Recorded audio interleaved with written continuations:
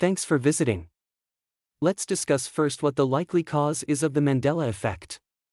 Most think if it is real that it is caused due to parallel timelines having been crossed and merged, thus the reason some people remember some things being one way, example Jiffy PB, in one or more of the other timelines it is known as GIF.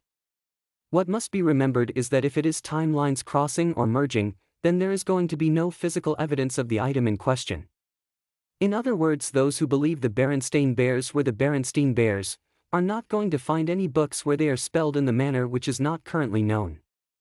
Yes, all the existing books, videos etc. will have magically changed to being spelled the way that all the other books and videos currently existing will be spelled. The only proof of things having been the way you remember them, assuming you remember it the way it is not now, will be by other people's memories and parodies such as SNL, where you will find skits featuring Mandela effects like Richard Simmons. In the skits they will still have Simmons wearing the headband because in that timeline it was so iconic that of course, when parodying something, you shoot for making it look as close to the real thing as possible. Thus putting a headband on Simmons when it was not the norm in real life would have been counterproductive to accomplishing the parody. Naturally a person can claim the writers of the parodies made that mistake, but what about when you start seeing multiple parodies which all have that headband on him? Then what happens when you start seeing multiple examples of that happening? Okay, yes, it is still possible it is coincidence, but then tell me at what point does it stop being that and start being proof of the claims made by people whose memories were not changed just because the timeline did.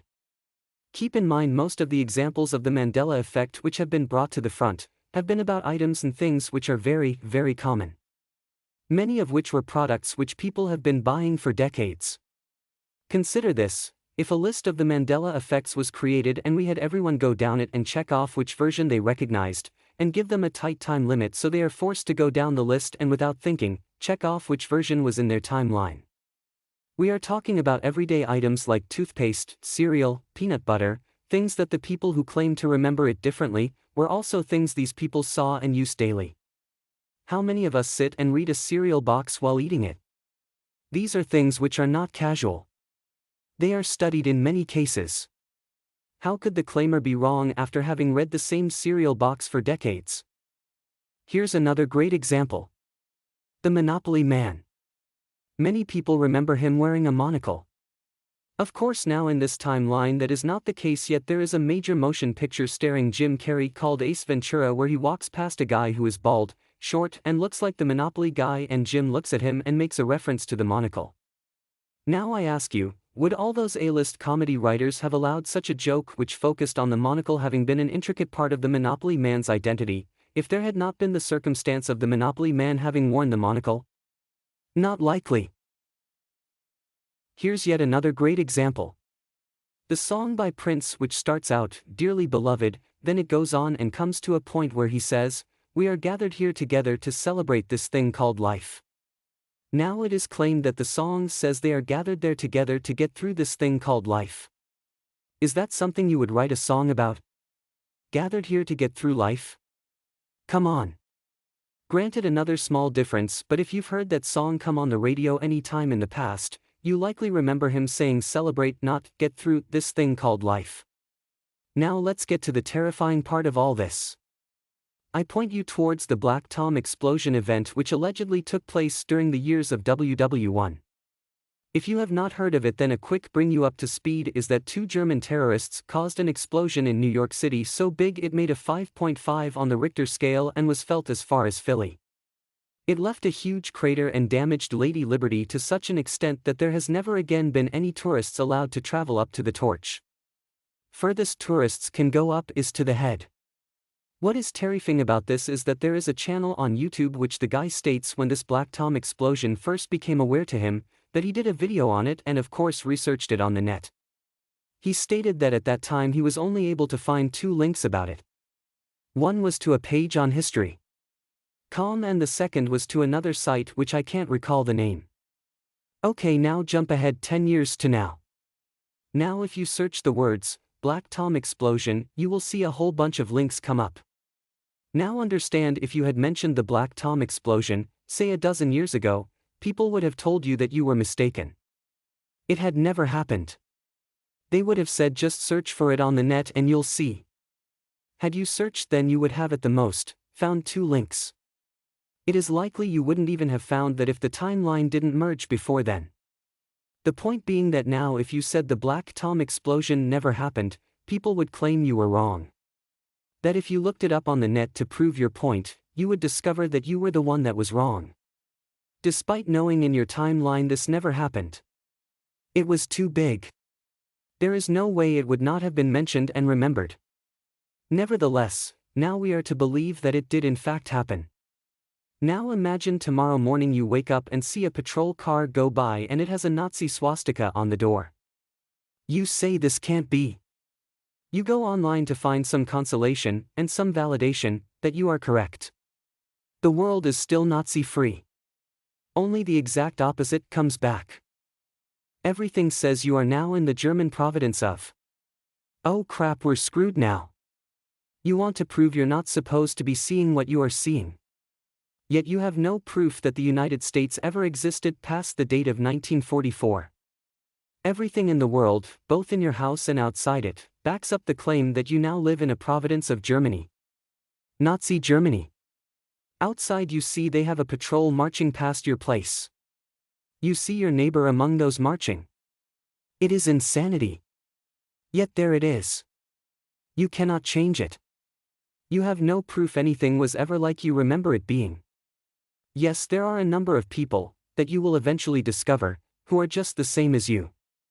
They remember a Nazi-free world.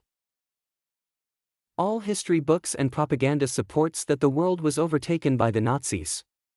The only proof that things were ever possibly different would be parodies and other such things which sought to mimic how the real world was existing. Therefore, as a background, it might show that the world had not been taken over by the Nazis. Why? Because that is not something that would have changed even if the timelines crossed or merged, because it was never a real thing to begin with, so why then should it have changed just because the real thing did? It would merely look very out of place and completely ignorant. The best example of that is the Black Tom explosion.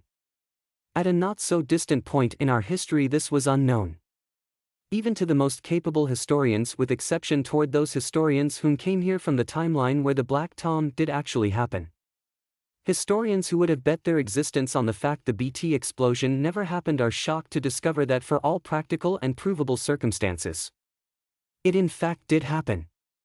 All their professional lives these historians and highly intelligent beings such as teachers, were wrong when they claimed the BT event never happened. Whatever your profession, or love, or that thing that you think you know for certain, imagine that one of those things which you would have bet everything on was suddenly no longer true. And no matter how or where you went to get proof that what you remembered was true, was no longer available for you to use to offer proof. Imagine being something you were so sure about, like the color of the sky, only to find out that now the color of the sky is pink, and sure enough looking up it is pink. You know it was blue yesterday and every day before that, yet you cannot prove it. Everybody else except a select number of the population remembers the sky being pink. Any photos which once existed showing the sky was blue were magically changed over to being pink the second the timelines merged. The only possible proof besides the memories of other human beings would be things like drawings made by little kids. Why would they have drawn a blue sky if there had not been a blue sky at some point? Same is true of the adults. If they painted a painting where the sky was blue, then it stands to reason that at some point they saw a blue sky. The reason the sky in the paintings did not change to pink is because an artist can choose any color. It isn't any longer about what color the sky is now, nor for that matter what it was then. What matters is that the artist perceived the sky to be a certain color, therefore their creation would not have changed color. Their mind chose the color blue. It wasn't a matter of the painting having always had a pink sky color. The exception to that being if the artist originally painted the sky a pink hue. There are no pictures, videos, or any sort of physical evidence that the sky had ever been blue.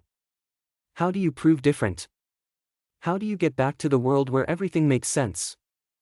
How do you escape a world where now the Nazis are in charge? Do you see the possible slippery slope that the Mandela effect threatens?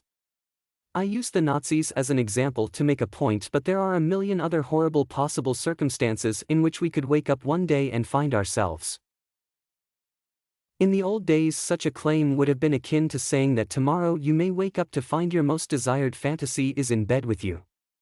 A wonderful thought, but wasn't ever going to happen.